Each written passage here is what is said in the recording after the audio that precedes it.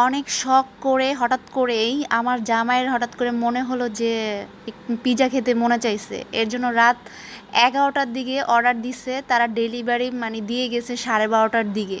দেখেন কি পাগল, মানে খেতে মন চাইছে তাই যত রাতেই হোক মানে তখন অর্ডার দিয়ে নিয়ে আসছে।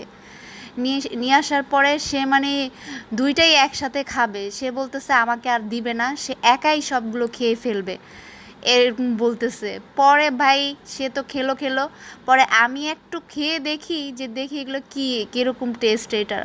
অনেক সময় এক একটার এক এক মানে টেস্ট থাকে। তো এইটা তো খাওয়ার পরে দেখলাম ভাই আসলে মানে সত্যি কথা বলতে অনেক জায়গায় অনেক পিৎজা খেয়েছি বা অনেক খাবার খেয়েছি, এই পিৎজাটা আসলে ওরকম আমি টেস্ট পাইনি। কারণ একটা পিৎজার মূল টেস্টই হচ্ছে বেশি করে চিজ দেওয়া আর হচ্ছে মেয়োনেজ দেওয়া।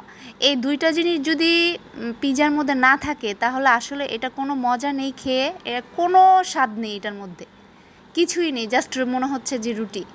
এটা আসলে কেন যে করেন ভাই, মানে যে কোনো পিৎজার মধ্যে বেশি করে আপনারা, এটা পিৎজা মুড থেকে নেওয়া হয়েছে, আপনাদেরকে বলি যে যদি চিজটা আর মেয়োনেজটা বেশি করে দেন তাহলে হয়তো বা এটার টেস্টটা আরও বেড়ে যাবে। আপনারা এটা একটু বেশি দেওয়ার চেষ্টা করবেন, এটার কারণে এটার কোনো মজাই ছিল না, স্বাদ ছিল না।